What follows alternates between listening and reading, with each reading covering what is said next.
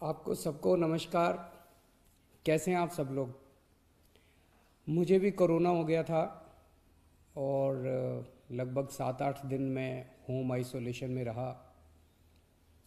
आप सबकी खूब दुआएं मिली, आपका खूब आशीर्वाद मिला, आपकी सबकी शुभकामनाएं आ रही थी, उसके लिए आप सबका बहुत बहुत शुक्रिया, तहे दिल से शुक्रिया। मुझे लगभग 2 दिन बुखार रहा, उसके बाद मैं ठीक था लगातार, लेकिन जो कोविड के प्रोटोकॉल हैं उसके हिसाब से मैं 7-8 दिन होम आइसोलेशन में रहा।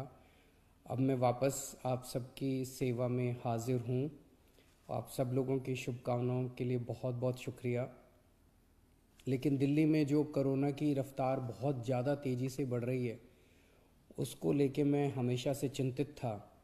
हालांकि मैं होम आइसोलेशन में था, लेकिन फ़ोन के ऊपर मैं लगातार अ, अपने सभी ऑफिसर्स से, चीफ सेक्रेटरी साहब से, हेल्थ मिनिस्टर से, सबसे लगातार संपर्क में था। जो जो इंतज़ाम किए जा रहे हैं और जिस तरह से कोरोना की स्पीड बढ़ रही है उसके ऊपर मैं नज़र रखे हुए था।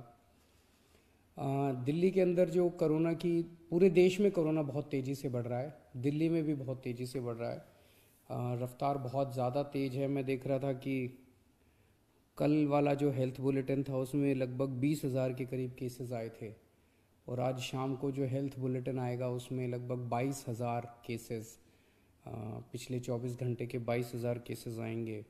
तो डेली बहुत तेज़ी से केसेस बढ़ रहे हैं, जिसको, जो एक चिंता का विषय तो है, लेकिन जैसे मैंने पहले भी बोला था, घबराने की बात नहीं है।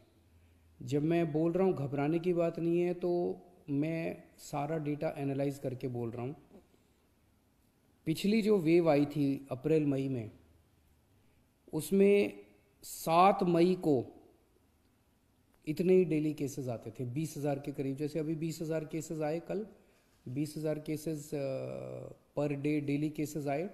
7 मई को भी 20,000 केसेस आए थे पिछली वेव में, लेकिन 7 मई को 341 मौतें हुई थी।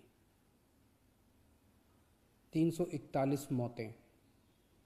लेकिन कल जब 20,000 केसेस आए हैं तो 7 मौत हुई हैं। एक भी नहीं होनी चाहिए, लेकिन कंपैरिजन में केवल 7 मौत हुई हैं। 7 मई को जब 20,000 केसेस आए थे तो लगभग 20,000 बेड्स दिल्ली में भरे हुए थे, लेकिन कल जब 20,000 केसेस आए हैं तो लगभग 1,500 बेड केवल दिल्ली में भरे हुए हैं। तो उस तरह से इस वेव के दौरान डेथ भी काफ़ी कम हो रही हैं और लोगों को अस्पताल जाने की भी काफ़ी कम ज़रूरत पड़ रही है। ये डेटा मैंने आपको इसलिए नहीं बताया कि इसलिए अब हम मास्क पहनना बंद कर देंगे और गैर जिम्मेदार हो जाएंगे। ये डेटा मैंने आपको इसलिए बताया कि पैनिक करने की कोई ज़रूरत नहीं है, घबराने की कोई ज़रूरत नहीं है, डरने की कोई ज़रूरत नहीं है, लेकिन जिम्मेदारी के साथ काम लेने की ज़रूरत है। जो मैं बार बार बोल रहा हूँ कि मास्क पहनना सबसे ज़रूरी है। मास्क पहनना सबसे ज़रूरी है। कई लोग मेरे से प्रश्न पूछ रहे हैं, लॉकडाउन लगेगा? हम लॉकडाउन नहीं लगाना चाहते, लॉकडाउन नहीं लगेगा अगर आप मास्क पहनोगे तो। मास्क पहन के घर से बाहर निकलो, मास्क पहन के चारों तरफ घूमो। अगर ज़रूरत ना पड़े तो घर से बाहर ना ही निकलो, अभी थोड़े दिन कोई ज़रूरी नहीं है, लेकिन मास्क पहनना बहुत ज़रूरी है। सोशल डिस्टेंसिंग बहुत ज़रूरी है। हम लॉकडाउन नहीं लगाना चाहते, फ़िलहाल लॉकडाउन लगाने की कोई हमारी मंशा नहीं है। और हम चाहते हैं कि जल्दी से जल्दी ये वेव ख़त्म हो, और कोशिश हमारी है कि कम से कम रिस्ट्रिक्शंस हम लोग लगाएं, ताकि लोगों के रोज़ी रोटी चलती रहे, लोगों के रोज़गार चलते रहें। एलजी साहब और मैं दोनों मिलके पूरी सिचुएशन को लगातार हम लोग नज़र रखे हुए हैं। कल हमारी डीडीएमए की दोबारा मीटिंग है, उस मीटिंग में एक्सपर्ट्स के साथ फिर से हम रिव्यू करेंगे सिचुएशन को कि क्या और करने की ज़रूरत है, नहीं है। केंद्र सरकार से लगातार हम लोग संपर्क में हैं, केंद्र सरकार से भी हमें पूरा सहयोग मिल रहा है।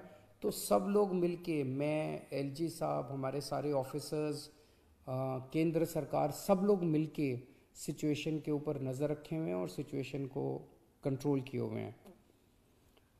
पहले भी हम सब दिल्ली वासियों ने मिलके कोरोना की इतनी बड़ी इतनी खतरनाक लहर थी जो अप्रैल वाली थी, उसको हमने पार पा लिया, तो इस लहर को भी हम लोग पार पा लेंगे। चिंता करने की ज़रूरत नहीं है, लेकिन जिम्मेदारी के साथ काम करने की ज़रूरत है। और जिन जिन लोगों ने वैक्सीन नहीं लगवाया, प्लीज़ जाके वैक्सीन ज़रूर लगवा लीजिए। वैक्सीन लगाने से मतलब ये नहीं है कि करोना नहीं होगा, लेकिन करोना अगर हुआ तो आपको कम माइल्ड करोना होगा, आपकी जान को खतरा नहीं होगा, आपको अस्पताल हो सकता है जाने की ज़रूरत ना पड़े। नमस्कार।